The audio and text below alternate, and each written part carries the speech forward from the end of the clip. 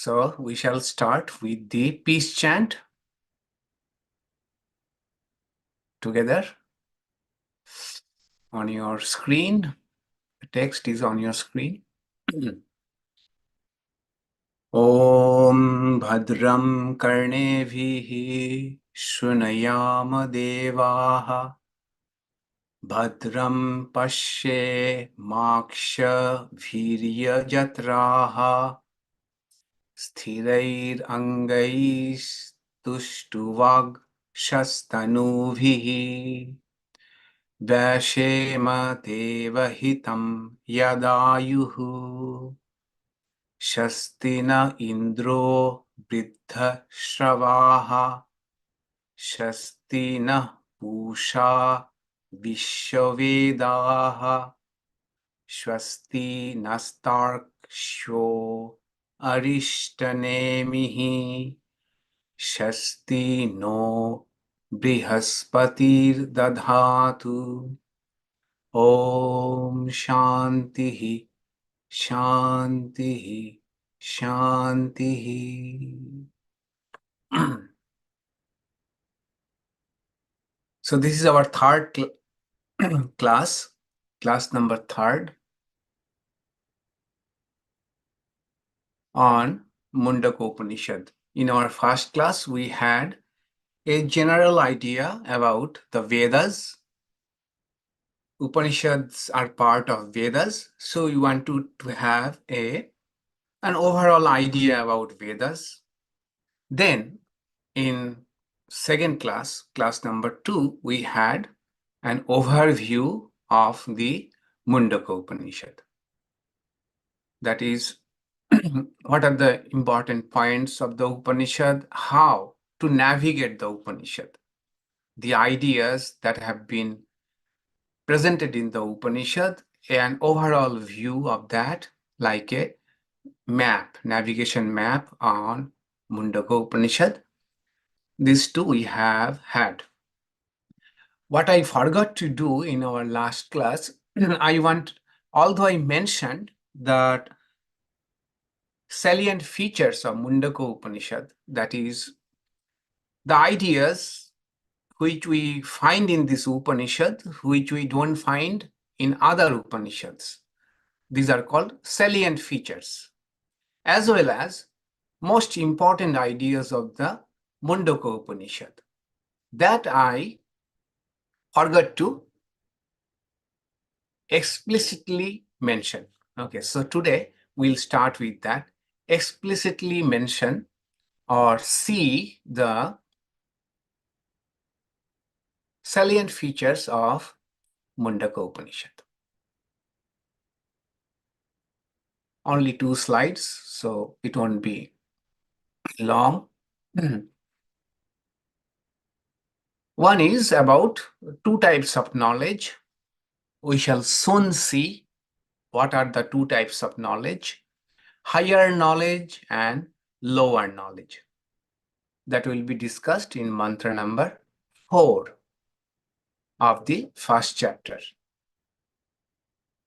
Then another declaration by the Upanishad that one who knows the Purusha. Purusha means that spiritual reality, also called Brahman, Atma. So one who knows the Purusha, the knot of their heart is cut asunder. The knot of their heart. So that is an important idea of this Upanishad. We shall see later on when we take up the second chapter of Mundaka Upanishad. Second chapter of Mundaka Upanishad is called Second Mundaka. Second Mundaka, first part, mantra number 10. Then, in second Mundaka, second chapter, mantra number 3, there is a mention of meditation on Om with the analogy of bow and arrow.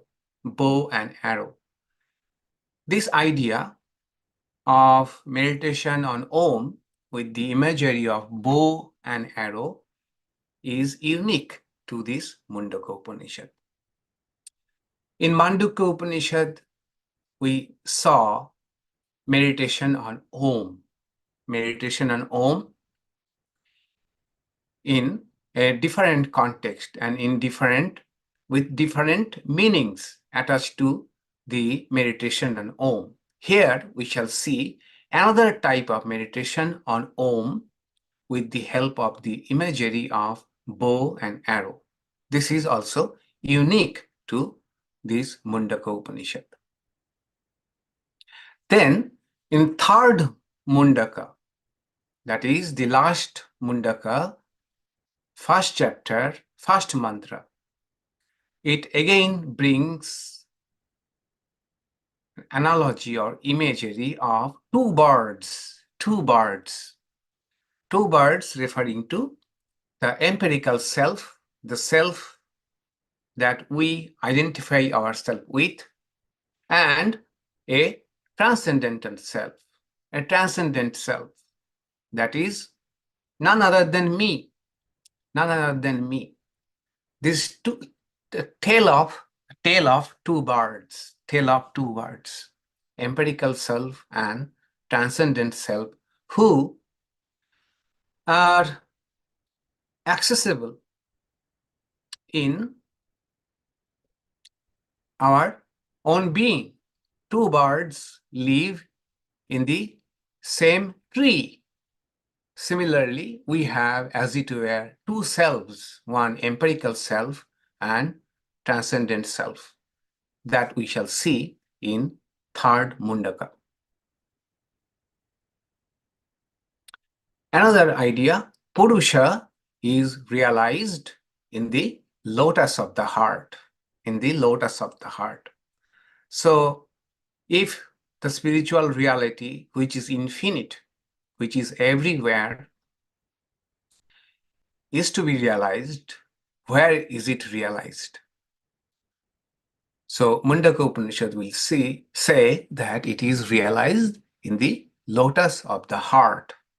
So, here, heart is not the physical heart, but the spiritual heart at the lotus of the heart.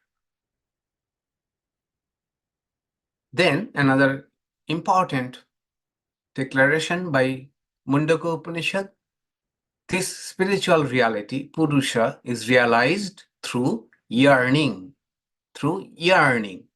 And Upanishad says, not by intellect, not by learning, not by discourse.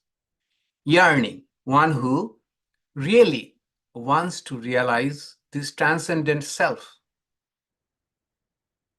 they alone can have that realization. So yearning is the most important thing to realize the Purusha. Finally, Upanishad will say there is need for mental strength and alertness. Need for mental strength and alertness in this journey, in this spiritual journey. So these are the salient features of Mundaka Upanishad. Yes, same as Mumukshutvam. All right. So in the text that I have supplied to you, the overview of Mundaka Upanishad, which I have requested you to keep handy so that we can refer to it now and then. You can mark them, highlight these parts. You will see that these parts, what I showed, are already in that text, in that diagram, or in that overview.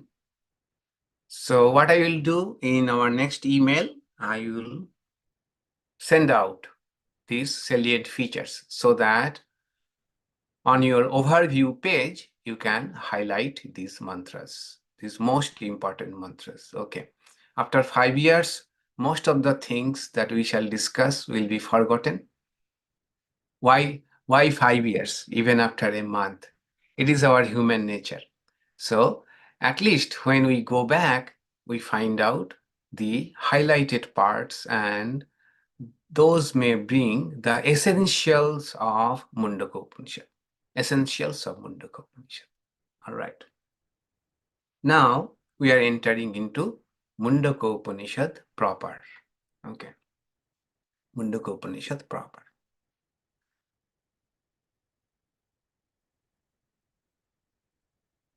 We shall try to cover three mantras, first three mantras of the Upanishad. When we try to understand the Upanishads on our own with a book, with translation, that is very good. We have nowadays translation available of all the Upanishads. Some of us may be even conversant in Sanskrit. We can probably read the original. So we can read the Upanishads, the translation of the Upanishads. And it is good that when we try to read.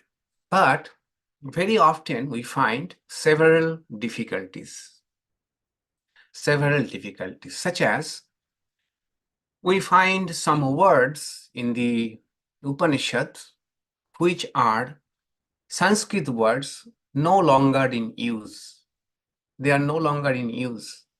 So translation does not do justice to those words. And there can be several translations of those words. Second problem is the Sanskrit itself, because Vedic Sanskrit is different from current Sanskrit. There are some Vedic Sanskrit grammar as well as usage of words, which is entirely different Sanskrit. Vedic Sanskrit is a Sanskrit version in itself. Okay, so that we may not understand, even with translation. Sometimes we find confusing ideas, apparently confusing ideas. So this part is telling this, that part is telling this. This Upanishad is telling this, that Upanishad is telling this. Confusing ideas. Then another great problem is we cannot distinguish between the essentials and the non-essentials.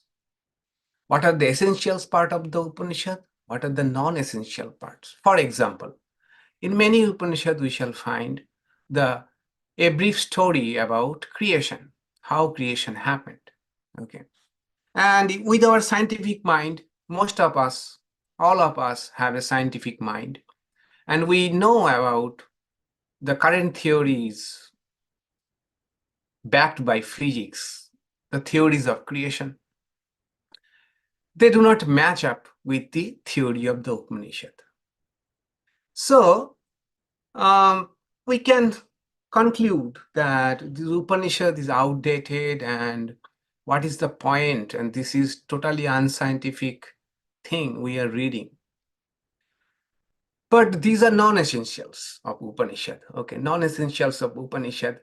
A person who is trying to read Upanishad on their own may got lost in the non-essentials and may be trapped in the non-essential part. The essential part may be totally missed out. Okay, because we are reading every verse with equal seriousness, with equal attention, with equal zeal. But if we find some of the parts which do not match with our current understanding of the world or human nature, then we are in confusion. We are in confusion. What is the essential part of Upanishad? What is the non-essential part? Then another problem is, even if we understand what Upanishad is trying to say, how to really get there? How to really get there? What are the means? Upanishads usually don't give out a lot of details about the practices or the steps. They touch it and probably think that we shall know how to work it out. It is good in one sense. Some of us like broad suggestions for sadhana, but some of us like detailed instructions on sadhana or spiritual practice.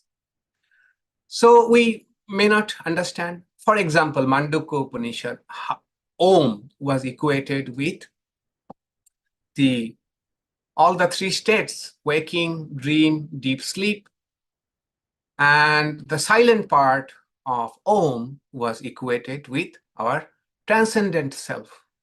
But how to actually do the Om meditation was not mentioned in the Mundaka Upanishad. Then we understood how to do it, that when we come to the silent part in Om, we have to recognize that in the silence also there is a witness of the silence. Who is witnessing the silence? That is the pointer to the transcendent self. Okay, so how to really do it? We may not at all get it. That is why we need someone who has spent a long time with the texts. They have spent a long time engaged with the text, and most importantly, who has tried to live up to the truths. They have tried to live up to the truths. They have tried to practice the Upanishad in their life. Those who have lived the life or tried to live the life, they can show us the light and clear our confusion in decoding the Upanishad. Decoding. Okay. Decoding is a modern term. Coding means something is coded, and decoding means unpack it, break it down. So such a person can show us contextual meanings of the words. Contextual meanings. If we look at the translation or dictionary, then we may get one meaning, but contextual meanings may differ from the dictionary meaning. That person can show us the connection between different verses, or they can even contextualize a mantra. Why we are reading this mantra, what is the idea behind, and what is the background knowledge we should have to really understand a mantra or a verse. That person can show us. Then they can also show us the proper order of studying the Upanishad. For example, we studied Isha Upanishad. We started from mantra 1 to 18. But the proper order of Upanishad, to appreciate the Upanishad better, we should start with mantra 7 and 8, okay, which we found out later on. At the end of the Isha Upanishad, when we tried to understand Upanishad on the whole, we found that Isha Upanishad should be started with mantra 7, mantra 8. That is what a teacher does. Okay, that is what a teacher does. Or I take the example of Yoga Sutras of Patanjali. We start from the very beginning. And very beginning, Yoga Sutras go into Samadhi, discussion of Samadhi. But better way of understanding Patanjali Yoga Sutra is to start from second chapter. Okay, second chapter, where it speaks about what are the problems, how to avoid them, what are the practices, then what is meditation, what is dharana or focus, what is samadhi. With that background, if we now start from the first aphorism, we understand Yoga Sutra better. So who can do it? One who has studied it, who has lived it for a long time. Then they can also show us the essentials and non-essentials. Differentiate between the essential mantras, non-essential mantras. Not to spend time and energy on so much on the non-essentials, but focus on the essentials. Then they can also bring out or show us the details of spiritual practice, which was only mentioned briefly in the Upanishad. Okay. So the person can achieve. In other words, as I have said several times, there are two types of knowledge, right? One is the explicit knowledge and tacit knowledge. Explicit knowledge is what we can read from books, from videos, and from instructions, step by step. And tacit knowledge is something that cannot be transmitted through books or write-ups or videos. It is very personal thing, okay? It requires a deeper understanding, a lived reality, tacit knowledge, okay? Tacit knowledge. For example, you cannot write down for me how to ride a bicycle. How to ride a bicycle. It's a tacit knowledge, okay? You teach me in every step how to have the balance, how to do the first paddling and things like that. And secondly, for example, I cannot teach you someone how to do music by writing. Okay, it requires a personal touch. There are so many tacit aspects which cannot be explained. So Upanishad studies also involve tacit knowledge, tacit knowledge. And that is why we better need someone who has spent a lot of time with this knowledge.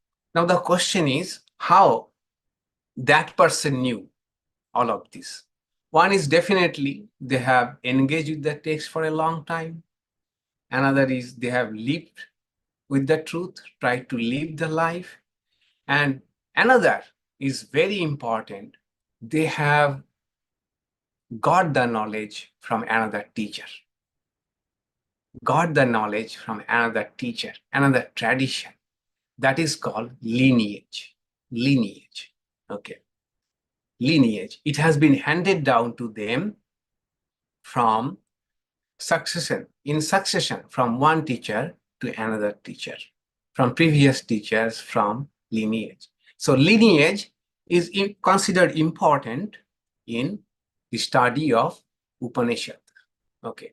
That whatever you are speaking, what you are interpreting, is it your own invention or it is backed up by experiences of many people before you? Or are you just coming up with your own, maybe very creative, very lucrative explanation, but is it backed up? That is also important. Okay. So here comes the idea of lineage. Another point is, it is often said that the purpose of the Upanishad is like a mirror. Okay. What we are trying to know is trying to know about the subject, that is our own self. Through every other book, we usually is learning about the objective universe. But to know ourselves, what we do need, we need a mirror. Just as with our eyes, we can see everything in the world, but to see our own eyes, we need a mirror where we can see our own eyes, our own face. So Upanishad is like a mirror which shows us how to see ourselves. Okay. But the thing is how to hold the mirror properly. That is shown by the teacher. Two things. The mirror, how to hold the mirror properly. So mirror is the Upanishad, how to hold the mirror properly. And sometimes if the mirror has gathered dust over it, which is creating confusion. We need someone who will not only hold the mirror, teach us how to hold the mirror, but also can wipe out the dust on the mirror. That is another role of the teacher. So teacher, by their own lived experience, their own engagement with the Upanishad, and by lineage from previous teachers, they have learned all of this. That is the point that first two verses of Mundaka Upanishad is trying to emphasize, the need of lineage. Need of lineage. Okay. At the very outset, the Upanishad is mentioning a lineage of teachers, succession of teachers, that this knowledge that is going to be discussed now has been handed down from one teacher to another. Okay, so now with this background, let us take a look at the first two verses. Let's start with the first verses. First verse. I have already shared with you. I have already shared with you and emailed you, given you the word for word mantra. So we shall only read the original and the translation. Om Brahma devānāṃ prathamaḥ saṃbabhūva viśvasya kartā bhuvanasya goptā sa brahmavidyāṃ sarvavidyāpratiṣṭhām atharvāya jyeṣṭhaputrāya prāha. The meaning is, Om Brahma, the creator of the universe and the protector of the world, was the first among the gods to manifest. To his eldest son, Atharva, he imparted that knowledge of Brahman, which is the foundation of all knowledge.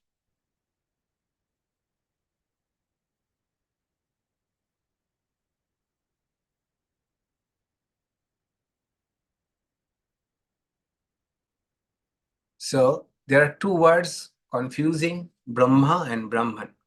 Brahman is the spiritual reality. Brahma is a God. Okay, God. So creator God. Okay, he was the one who first carried out the creation. This is what how the legend goes. All right. So Brahma. We have no way of verifying this claim that Brahma was the first God and also greatest among the gods. We have no way of verifying it. We have to take it as Upanishad is telling us. But another interpretation is Brahma is the cosmic mind. Cosmic mind. In other words, which is called Hiranyagarbha, the cosmic mind that is sum total of all minds.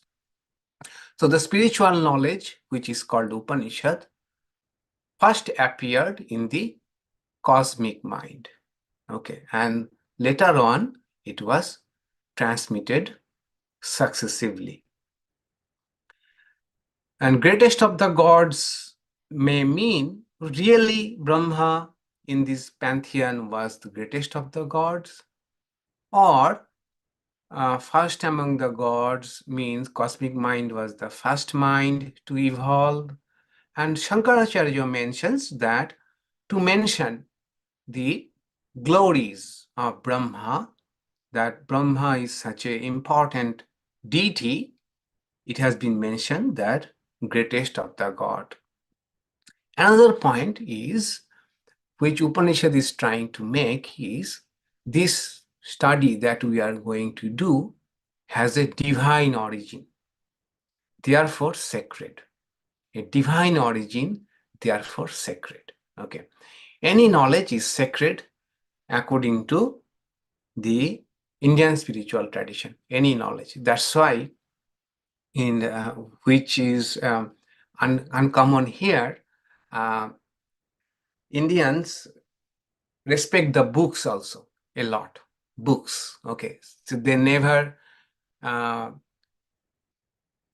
mishandle a book. They do not keep a book on the floor.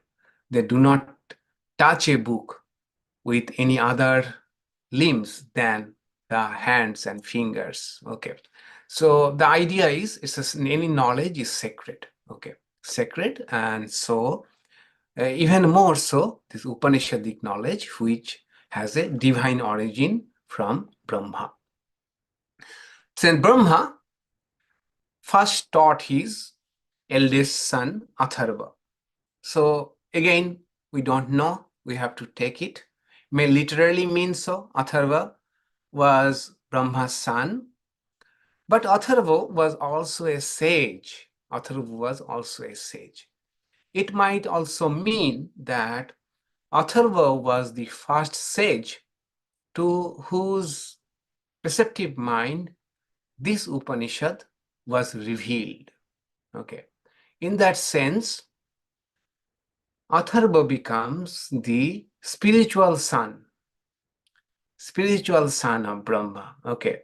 What is called protege, such a concept of protege. How do you pronounce protege or protege? Help me out. Okay.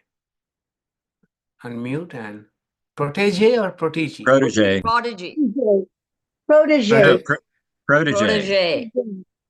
Okay, protege. Okay, let's take it protege. Okay, thank you so much, protege. So Atharva might have been the protege of Brahma in the sense that Atharva was the first one to receive these ideas from the cosmic mind. In that sense, could be eldest son. Okay, spiritual son of Brahma. So what Brahma, the deity, taught Atharva? Brahmavidyāṃ. Vidya means knowledge. Brahma related to that spiritual reality. Brahmavidyāṃ. And here is an epithet for Brahmavidya, that spiritual knowledge. What is the epithet? Sarvavidyāpratiṣṭhām, which is the foundation of all knowledge. Pratishtha means which is foundation. Sarva, all. Vidya, all knowledge. So the spiritual knowledge is the foundation of all knowledge. Why spiritual knowledge is the foundation of all knowledge? What do you think? Why spiritual knowledge is being told as the foundation of all knowledge? Spiritual knowledge is unmanifested knowledge, and we know that the pathway goes from unmanifested to manifested, so that's why it would be the primary source of knowledge. Okay, go to the source. Unmanifest is the source, so knowledge of that is knowledge of everything. It's very good, because later on will come another idea called higher knowledge and lower knowledge. Okay, we shall see how this idea, this big pointed out by Victoria, applies there too. Any other ideas? The spiritual knowledge tells us in what presence all other knowledges are understood. So that's the reason, one of the reason, I should say. Okay, thank you. Good. Any other concept? Maharaj, spiritual knowledge is the knowledge of self knowledge. You know about your own self, and through that's how you get to know the transcendental and immanent, the manifested world and it's Hmm. eternal knowledge. So that the knowledge of self actually. Is also precursor to all other knowledge. Okay. Arundhati, Subhash? Yes, Maharaj. Yes. Spiritual knowledge is about consciousness, Hmm. and consciousness is required for all other knowledge. Good. Thank you. Yeah, that's a very good point. Very good point. All right. But Swamiji, Yeah. in the reality, I mean, in transactional world, people who have no idea about, Atman, Brahman, and they are knowledgeable. They have knowledge of, of some field, certain or common sense. How do we justify that? Yes, as foundation of all knowledge. So they have knowledge in some specific branches, not all knowledge. Okay. So Brahmavidyāṃ it is being told, is foundation of all knowledge. Okay. But they don't know anything about Brahmavidya or, about the Atman. Yeah. Yes. They have a knowledge. Knowledge of only a specific field. And here it is saying foundation of all knowledge. Okay. So all knowledge and only a specific knowledge, that is the point it is being told. Okay. Yes. So one thing can be true, that everything is known by consciousness, the subject, and Brahmavidyā is about the subject itself. In that sense, we can say that every Brahmavidyā is about the subject. So with a clear understanding of our spiritual nature, all other knowledge then become meaningful. Okay. In that sense, we may say it is the foundation of all knowledge. The all other knowledge in itself, they are great, but unless we have knowledge about our spiritual self, other knowledge don't add up.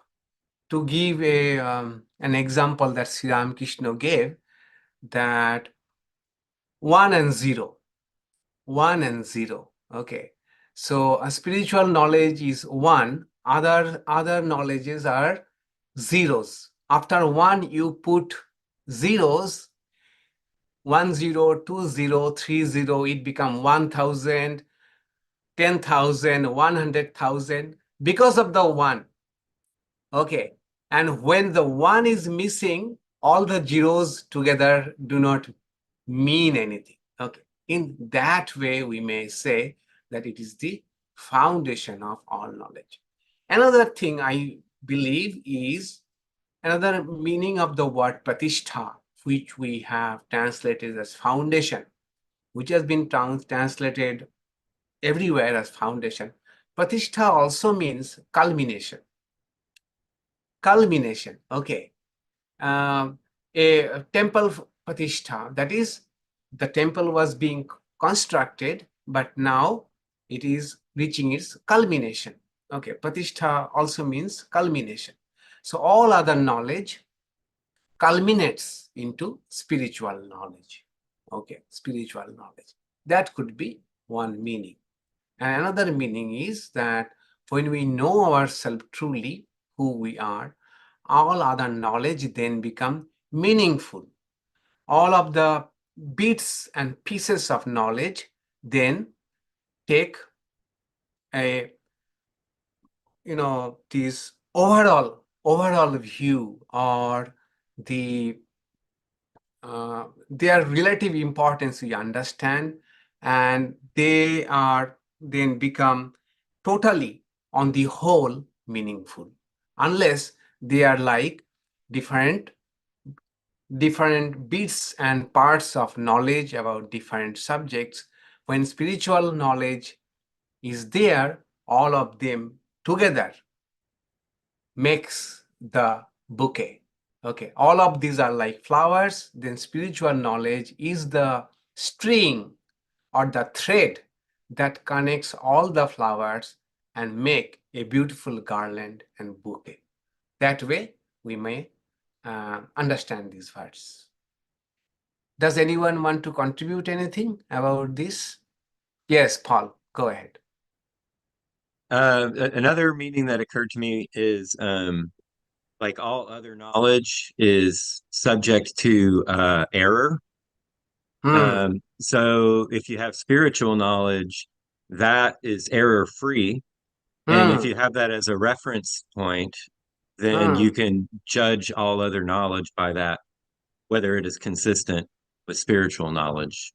Can you elaborate a bit further? Very interesting idea. With error free, and how would that help in other Okay, knowledge? so you would have it's like a yardstick by which to measure all other knowledge. So if other knowledge is not consistent with the spiritual knowledge, then you can tell where the errors are. So for example, a lot of worldly knowledge is based on the false premise that you are the body mind. Like much of the knowledge that we acquire in the mundane world is based on that premise. But if you have the spiritual knowledge that you are not the body mind, then you have a reference point by which to judge these other forms of knowledge. A very interesting idea and very profound too, I would say.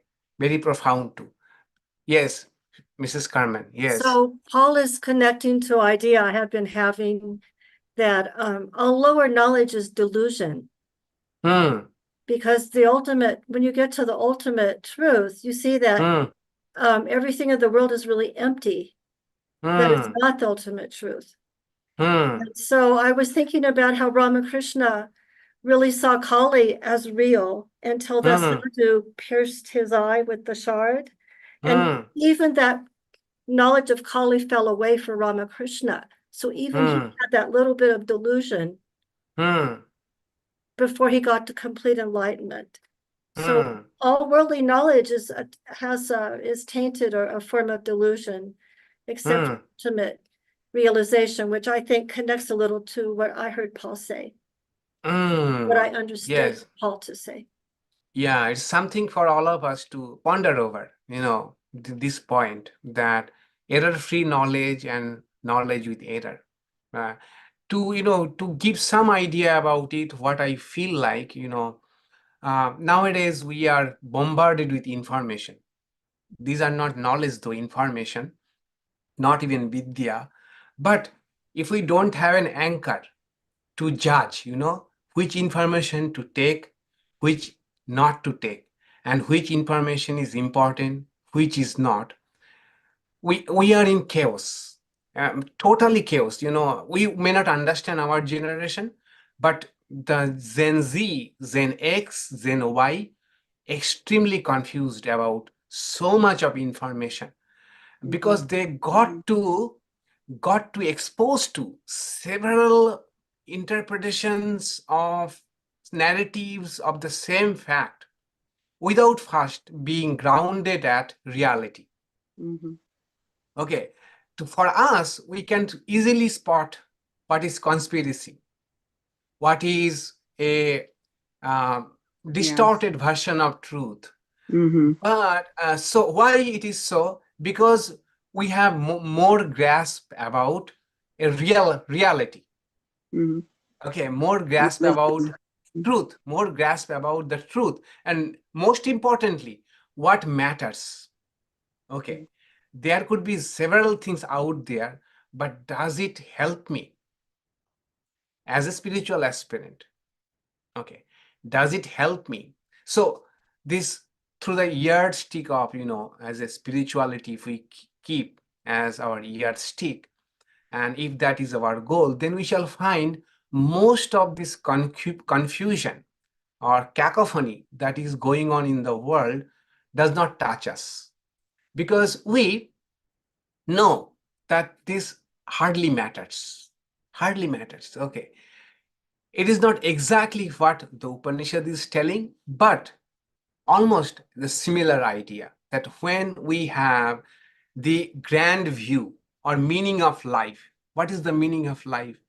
So according to most of us here, our meaning of life is spiritual emancipation or spiritual realization.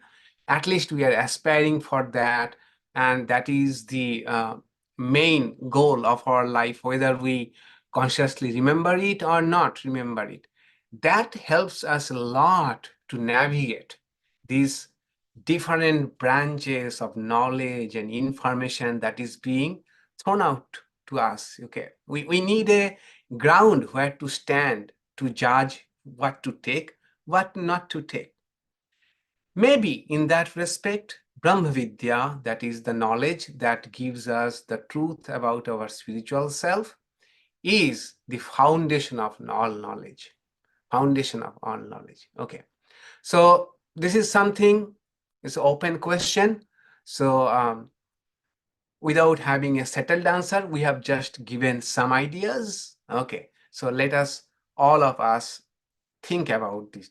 Why spiritual knowledge can be called the foundation of all knowledge. Okay, foundation of all knowledge. Write it down, the question. Write it down. Yes, yes, please, yes. I just wanted to say, to finalize things, if anybody has read the book Power versus Force by Dr. David Hawkins, he's got a really fascinating look. There's a kind of a map in there. It's called the Map of Consciousness. You may have seen it because I know some of the devotees study David Hawkins. And it just has all of the relative levels of knowledge until the ultimate knowledge is reached. And so it really is helpful to read what the different levels of knowledge are, because it helps me to have compassion for where people are at. You know, people, they're at where they're at because of their energetic, kind of their energetic level, frequency, whatever you might say. So it is a fascinating look at just this very subject. Just want to add that. Oh, great. Yeah, I think he has given some quantitative numbers also, right? 500, 400 level of consciousness, something like that. Yes, yes, I have seen that. So any activity in the scale of consciousness, where it falls, any activity or any attitude in the level of that is highest development human being is suppose the benchmark, then all other activities where it falls. Yes, I remember. Thanks for pointing that out. Yes, Priti ji, please. Pranam Maharaj. Yes. So I'm a couple of things I'm wondering if this can also be taken as any knowledge which is not spiritual knowledge is kind of temporary. Today evolving. Yes, it'll change, or we may not always have it. We may have it for some time, and then if we don't have the instruments, have to discard it. And the foundational knowledge, it's a foundational knowledge, so it's so inherent that it's always there. It's the very foundation of our being. And also the another thing, Maharaj, that came to my mind, I don't know if it's the right context here, but you know how that gold example, where if you know gold, then it's easy to know about all the ornaments. So if you know this, then any worldly knowledge can be known by you if you choose to, in a way. True. I totally agree with you. Thank you. Yeah. So we have got so many answers to this one simple 2 words, sarvavidyāpratiṣṭhām.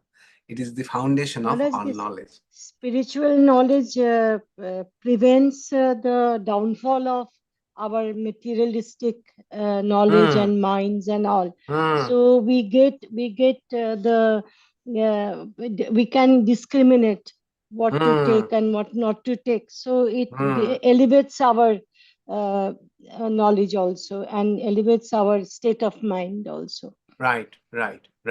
Okay, so more or less we have intuitively understood what the Upanishad is trying to say, that spiritual knowledge is foundation of all knowledge. Okay, although we may not articulate it the way we want it to, but we have got the idea. Okay, and something that maybe let us ponder over it over the next week, why spiritual knowledge is the foundation of all knowledge.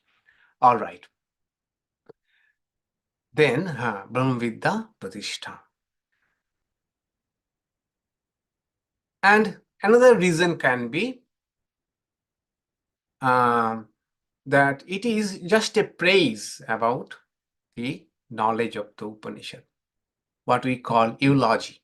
Eulogy, okay, may not be literally so, but to praise the knowledge that is going to be discussed in this Upanishad, to praise that knowledge, it is being told that it is the foundation of all knowledge.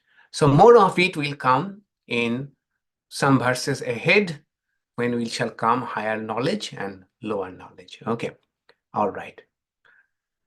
Okay, so yeah, we can complete the second mantra. So first mantra we just saw. Okay, second mantra.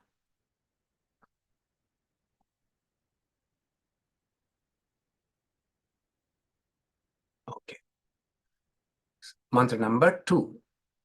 Atharvaṇe yam pravadeta Brahmā atharvā tam purovāca aṅgire brahmavidyāṃ sa bhāradvājāya satyavāhāya prāha bhāradvāja aṅgirase parāvaram. The knowledge of Brahman that Brahma imparted to Atharva, Atharva transmitted that to aṅgire in days of yore. Aṅgire was a sage. He, aṅgire, passed it on to satyavāhāya of the line of bhāradvājā. Bhāradvājā. So Satyavāhāya was another sage. He belonged to the clan of Bhāradvājā. Okay. Even now, in India, there are many people who has gotra, clan Bhāradvājā gotra. Okay. They fall into the lineage of the sage Bhāradvājā. Then Satyavāhāya, he of the line of Bhāradvājā, handed down to aṅgirase this knowledge that has been received in succession.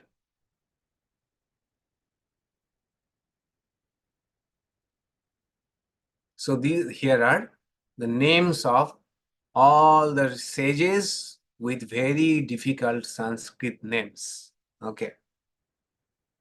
So here is on the screen a chart. Brahma taught Atharva, Atharva taught aṅgire, aṅgire taught Satyavāhāya, Satyavāhāya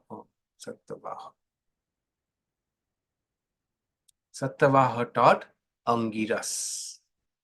Okay. This is the line of lineage. And aṅgirase is whom the student of Mundaka Upanishad will go and ask the question. So here will come another arrow. Aṅgirase taught his student Shaunaka. We shall encounter Shaunaka, the student, in our next verse. Okay. So what is more to be discussed about this verse? Yeah. So only one thing, that it says parāvaram, that is, this knowledge has been transmitted in succession. The knowledge was handed down from earlier sages to later sages. Pada, Vadam. And also, as I said, Sanskrit words have different meaning. Pada, Avara. That means this knowledge which contains both the higher knowledge and lower knowledge. Okay. Because after a few verses will come the question of higher knowledge and lower knowledge. What are the lower knowledge and what is the higher knowledge? So the Upanishad says this knowledge about, first meaning is Paravadam, means in succession, one person handed over to other in succession. That is the meaning of Paravadam. Another meaning of Paravadam means knowledge about the higher knowledge and the lower knowledge. All right, higher knowledge and lower knowledge. So today we are not then taking up mantra number 3. Okay. So what we have learned today, that the Upanishadic knowledge has been handed down in succession. And this succession and lineage is important. Why? Because the implied meanings of the mantras are sometimes better understood through lineage, through traditions. Okay. These are the 3 important things. And of course, the idea that the spiritual knowledge is the foundation of all other knowledge. All right. Any question you would like to ask or any point you would like to add? So Maharaj, Brahma taught it to Atharva, who was his Manasputra. No, that was my another interpretation. Okay. But according to Upanishad, his eldest son. But the rest were all actual, physical. Rest are all, yeah, teacher and student. And some of the teacher student could be father son. Okay. They're all in the same. Yeah, of course. Yeah, jyeṣṭhaputrāya, the eldest son.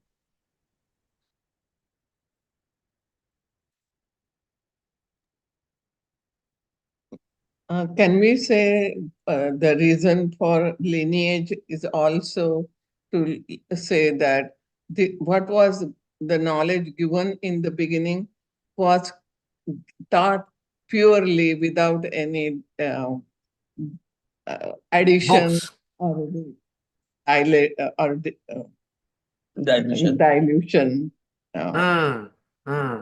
So True. it's like a proof that this knowledge came in the same condition that was given from the beginning. Yes.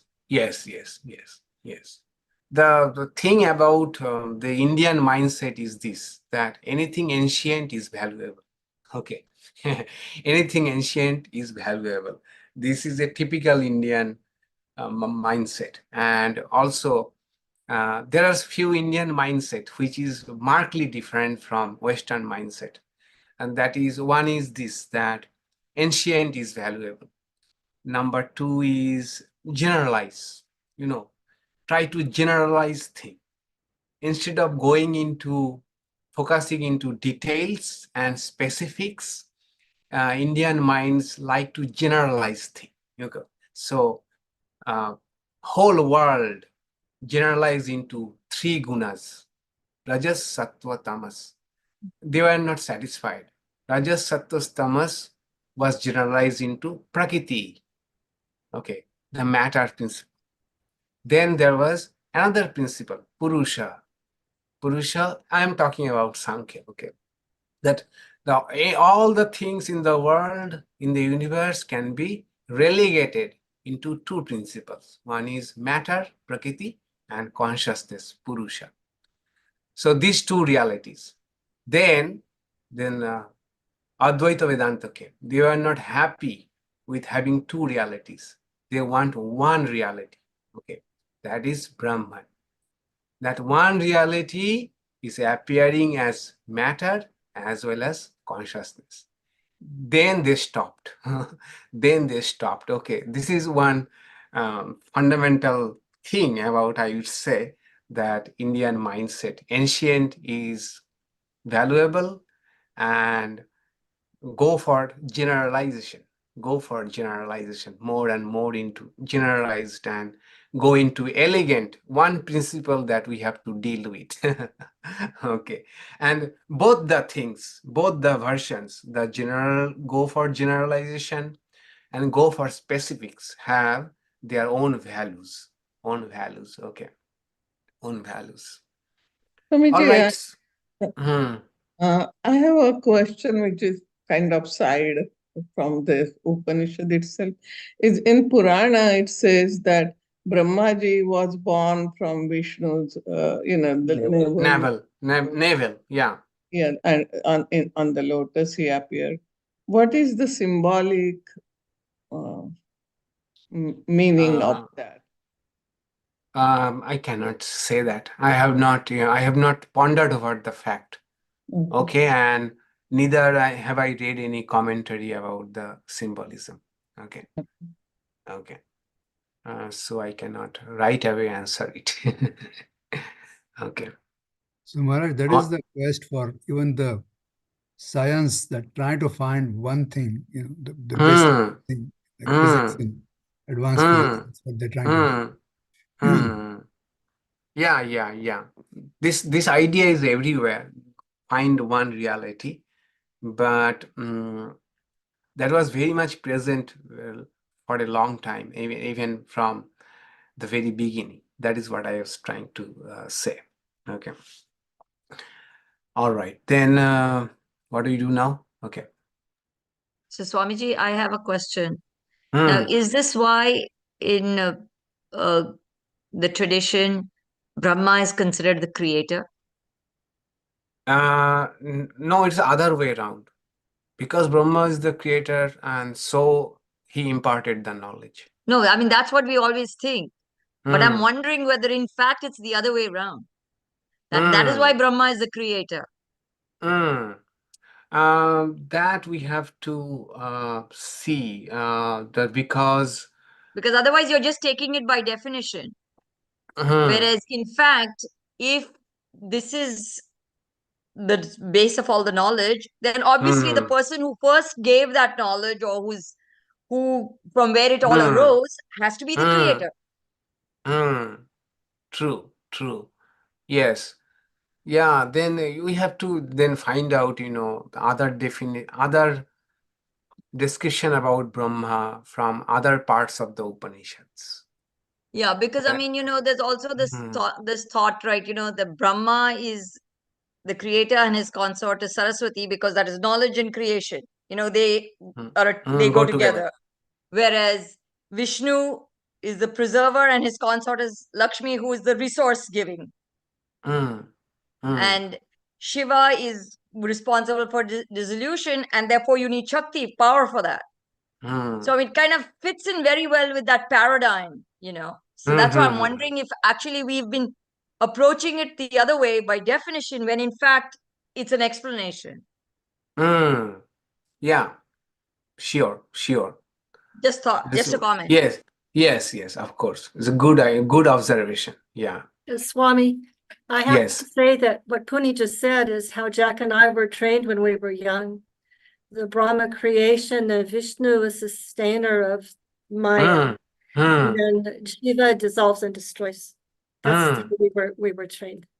Thank you. Yes. Yeah, Trinity, the Trinity. Creator, preserver, and destroyer.